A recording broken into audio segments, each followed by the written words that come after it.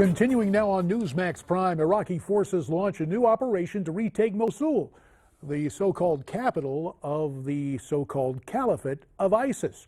It could be the largest military operation since the U.S.-led invasion in 2003. Presidential Press Secretary Josh Earnest says this offensive will take time. Let's look and listen. ISIL has spent the last 2 years digging in to defend that city, and we would anticipate that they will not hesitate to put innocent civilians in harm's way in an effort to protect that city, and they'll use a range of what we anticipate will be some deeply unethical and dangerous tactics to try to hold on to that city. For more, we're pleased to be joined from Newsmax Washington by the former chairman of the House Intelligence Committee, Pete Hoekstra. Pete's a Shillman Senior Fellow for the Investigative Project on Terrorism. He's also the author of the book Architects of Disaster, The Destruction of Libya. And via telephone from Long Island, New York, United States Congressman Peter King, who currently serves on the House Committee on Homeland Security, and he's still there on the Intelligence Committee. Pete King joins us by phone. Brother Hoekstra, first to you. It's taken 2 years to get to this point. What do you understand about the nature of this operation? Well, I think you made a very good point. It has been more than 2 years. Think about it. ISIS has controlled a city of around 1 million people for over 2 years. And so obviously going in, I'm hearing that there's about 60,000 troops that are massed around the city to liberate this city. Also have heard, since we've been telegraphing for the last 4 to 6 months, that this offensive was going to be taking place. Also hearing that many of the leadership, the key people you would like to have caught and either captured or killed in this offensive, have already left the city. Pete King, we heard Josh Earnest go into detail about some grim expectations in terms of ISIS and their tactics. When you take into account what he had to say and what Pete just said right now about telegraphing the punch, are we seeing a big risk with this operation the way it's unfolding? Well, there's really no choice. It has to be taken, the operation, but I agree with Pete completely. I don't know why we've been telling the enemy for so long that we're planning it. And also, they've occupied their city for 2 years, but it was a year before that the intelligence community was warning the president about the growth of ISIS, and he was still calling it the JV until sometime in the spring of 2014. So, again, that's the main reason why they were able to take Mosul, and the army was not trained. There was no preparation for it. Right now, no, this is going to be it's going to be a tough fight. Listen, I hope it's successful. I hope it's successful very quickly. I'm not confident of that. I think ultimately it will be taken, but they've had so much time to dig in, to just use an old-fashioned term, booby trap it, get everything ready. This is going to be a vicious suicide battle, I would believe. But again, I hope the Iraqi forces and Peshmerga, all of them working together, can get it done, plus with the assistance of U.S. air power, special operators, spotters, all of that. But again, it's beyond me why this president always telegraphs what we're going to do and what we're not going to do. And because the enemy then is able to plan their defenses accordingly.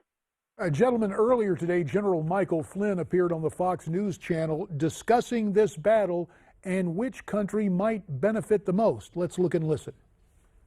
As much as we're working with NATO and Iraq, and I will tell you that at the end of the day, the big victor here in Mosul is likely Iran. Peter Hoekstra, do you agree with that assessment? Oh, absolutely. I was with General Flynn earlier today as well, and we talked extensively about what's going on and the impact that Iran is having in that part of the world. They're going to win because it's going to be the Iraqi government and Shia militias, along with the help of the Peshmerga and some Sunni tribes that are going to liberate it. But this is going to strengthen the Shias. It's going to strengthen the Iranian position in Iraq. You put that along with the other things that are going on. The big winner in the Obama administration has been the Iranian regime. Think about it. They are in Yemen. Their allies are in Yemen shooting at our destroyers. And we think about that, and it obviously is troublesome, and we will continue to monitor that situation. Gentlemen, I want to switch gears now to the recent WikiLeaks email release. According to some of those emails, John Podesta, who is Hillary Clinton's campaign chairman, was discussing, quote, planting the seeds of a, quote, Catholic spring, a revolution within the Catholic Church to press that church to align more to the left. Pete King, well, I tell you what, just listen to what Donald Trump had to say about that, and then I'll get your reaction, Peter King. Sure. The election is being rigged by corrupt media, pushing completely false allegations and outright lies in an effort to elect her president. And he says that, and it's indicative of the way the alphabet networks and their cable cousins have tried to ignore this anti-evangelical, anti-Catholic, disturbing kind of email traffic within the officers of her campaign. What is your take on all this, Peter King?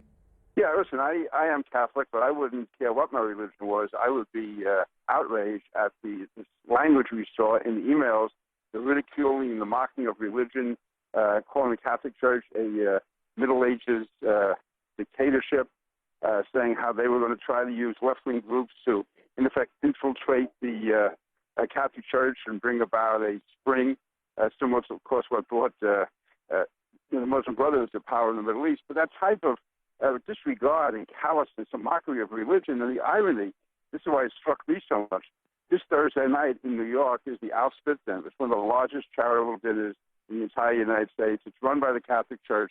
She'll be sitting on the dais with Cardinal Dolan, who, according to her staff, will be part of that, one of those Middle Ages dictators, one of these people who believes in medieval practices, who has no regard for women or for minorities, or certainly for gays, goes through the whole thing, and to be so hypocritical. If she feels that much about it, she shouldn't be at that dinner.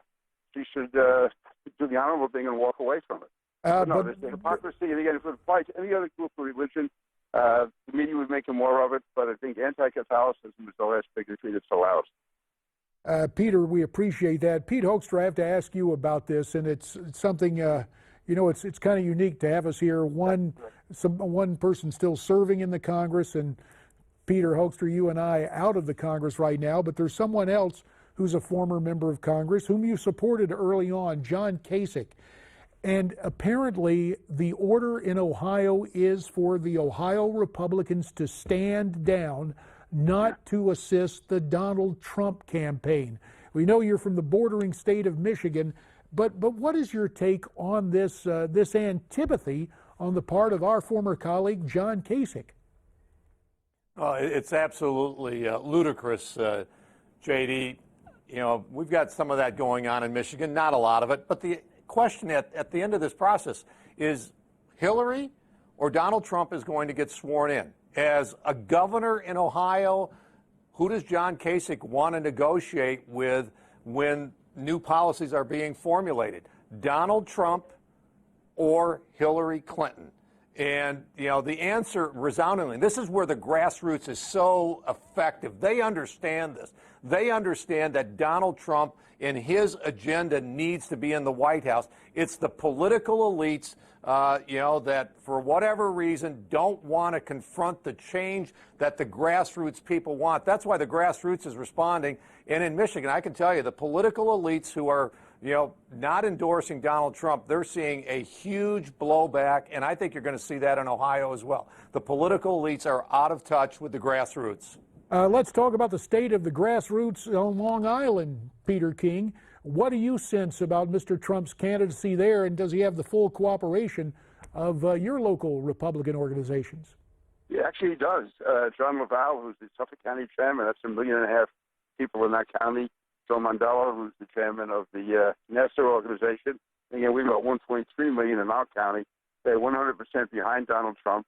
And for instance, take my election district, Barack Obama carried it both in 2008 and 2012. 2012, he carried it by about 4 points. The last poll I saw, Donald Trump was winning it by 5. So, but again, we have a very solid grassroots organization. John Kasich, I can't understand John on this at all. I mean, I don't even remember any dispute between John Kasich and Donald Trump during the primaries. I'll be honest, I voted for John Kasich in the New York primary, but it was based on the fact that whoever won it, that was it. We're going to support him in the general election. So I really understand where John Kasich is coming from. What Donald Trump has done was which is so antithetical to John Kasich. I mean, it's so disappointing to see so many Republicans who pledged to support the nominee run away. Gents, we appreciate it. Peter Hoekstra from Newsmax, Washington. Peter King via telephones from Long Island. Thanks. Up next, a GOP field office in North Carolina firebomb. Wayne Allen Root will react.